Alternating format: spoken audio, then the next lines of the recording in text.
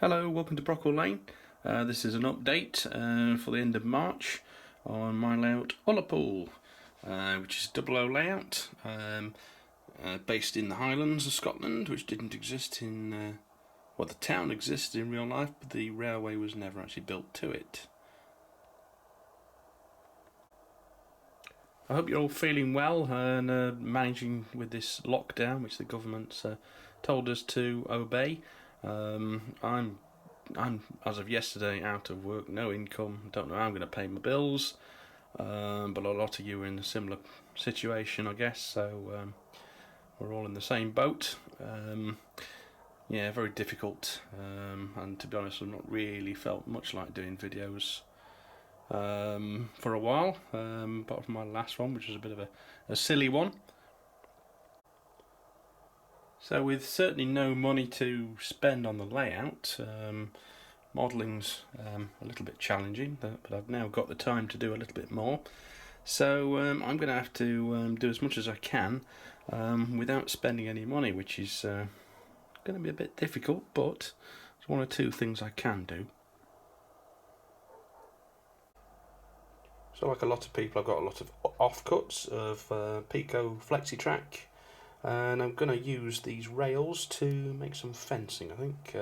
So a lot of these are covered in paint already and are not much good, a bit bent out of shape or glued up or something. So I'm just going to separate the sleepers from the rails and make use of both, I think, in making some details.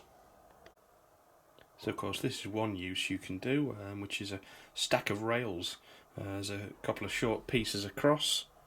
In between these, just pile of rails cut with a snipper, and that's always a good detail to add using old lengths of rail. But the other thing I use them for is fences, and I've already started drilling holes and putting some of the rails in along here. I don't really care whether they're in straight or a bit higgledy-piggledy, it's fine, it adds to the effect. And I also like to make them go off the board at an angle to make it look like it's going somewhere. So I've glued those in with super glue, and I'll be putting a little bit of brown rust paint on those to hopefully make them stand out a little bit more. And it just frames the layout a little bit. And I'll also be putting some in various places, probably along here as well. They're easy to get off. All you do with the Pico stuff, you just push the sleepers. And of course you use the sleepers for piling up in various places as well. So if you excuse the noise of the neighbours' dogs in the background, I think they're fed up of being locked up as well.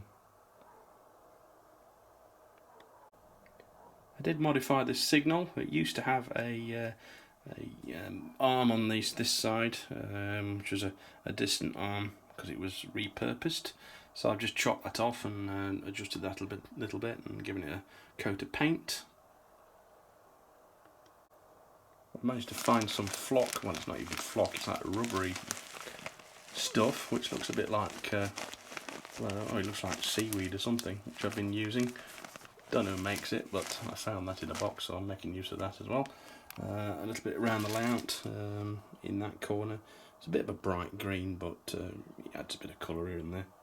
It's also quite good for putting in between tracks. You see there, I've made it look like some weeds are growing. I've also renumbered that Class 24 to one of the Inverness based ones later on in its life. 113 was one of those for not very long, but that's been renumbered using some transfers. I think they were from Fox. Again, that was from some I already had in a box. So that looks the part now. I've also put some fencing around where the old turntable well was, and I painted that with Precision's paint, weathered wood. Makes it look quite effective. Now, one thing I did manage to buy just before the crisis and everything blew up was this Bachmann Class 101. Now, I've wanted to collect 1970s locomotives, and I realised I hadn't got any DMUs whatsoever, so my plan was to buy at least one of each different first generation DMUs in blue, or blue and grey, or the white and blue. And I just started that, and I got this one as the first one. Now I've got some plans for this. It's not DCC chipped, but I was gonna put one in it. I was gonna put some crew in it and passengers, but that's had to come to a halt. So, but at least I got the model. It's a Bachmann weathered one. It's not bad. I generally don't like factory weathering, but the underside's pretty good. I did actually end up removing quite a lot of the weathering from the yellow ends. For some reason, I'm not that keen on weathered yellow ends. I know it's realistic. There was a lot in real life where they got filthy, but I prefer, for some reason, can't really explain it, without. So I did remove a lot of the weathering on the yellow ends, and it came off quite easy actually with a bit of terps on a brush, and wiped that off, so that was okay. Now DMUs didn't really run in Scotland, Highlands of Scotland, but let's say it's on test.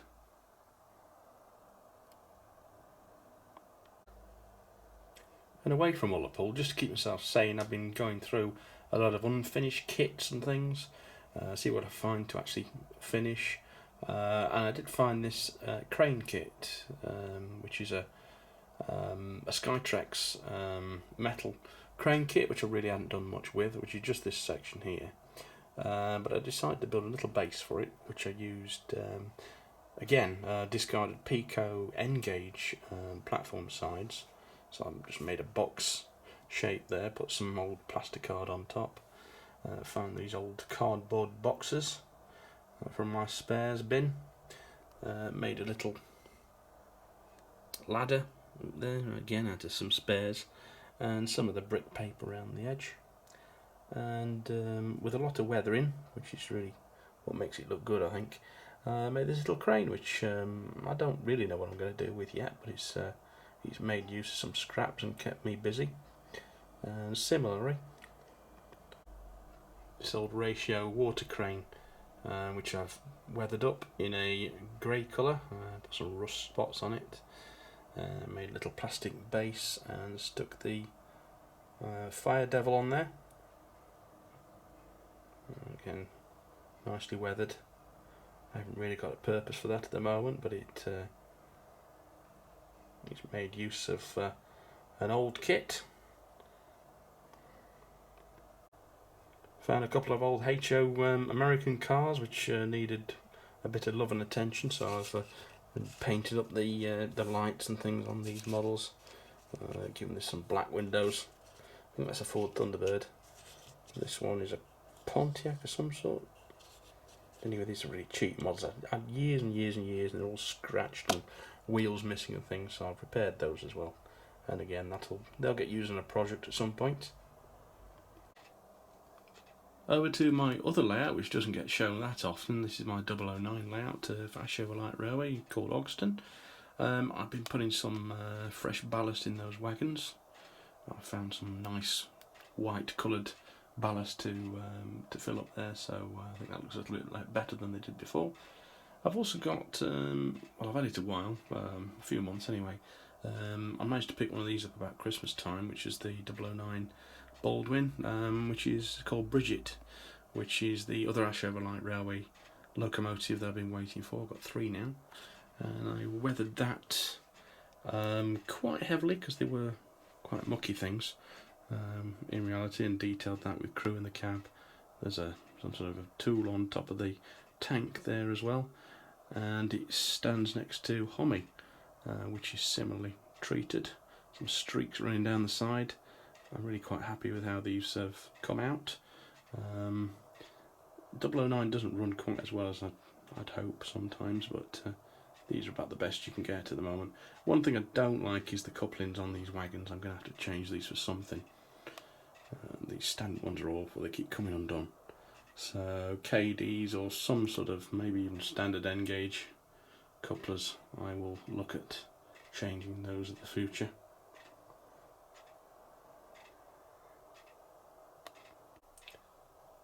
my little shunting layout, which I built, oh, was it last year, or year before?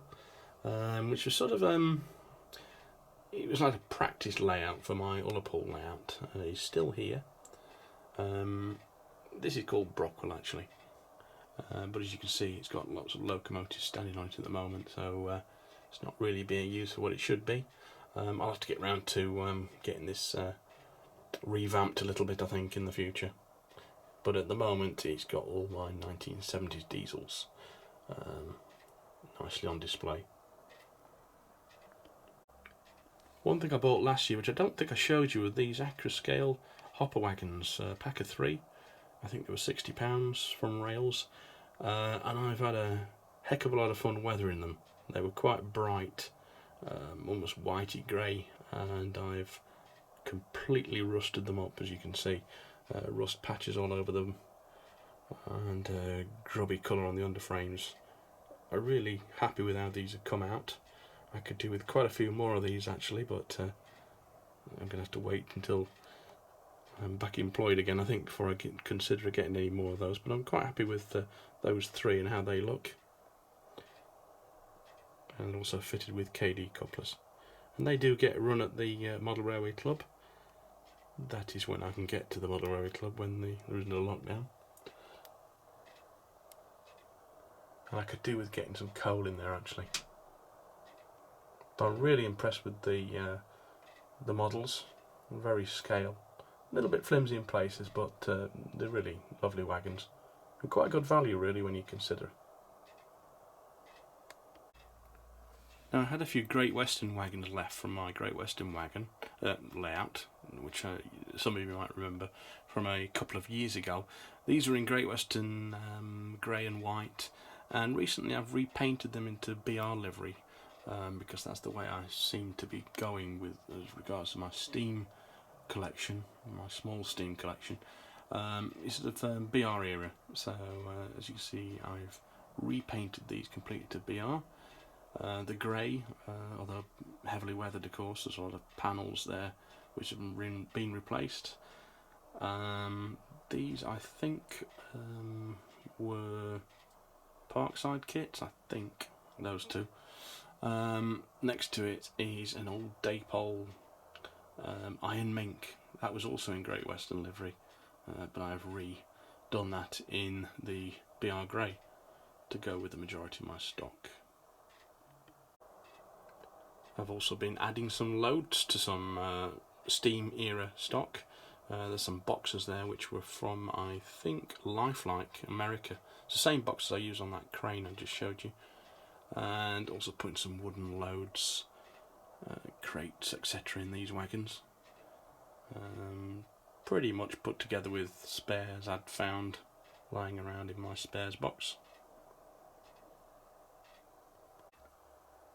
I also love brake bands, and I've got a nice little collection of those there, BR types on various makes, Bachmann Hornby.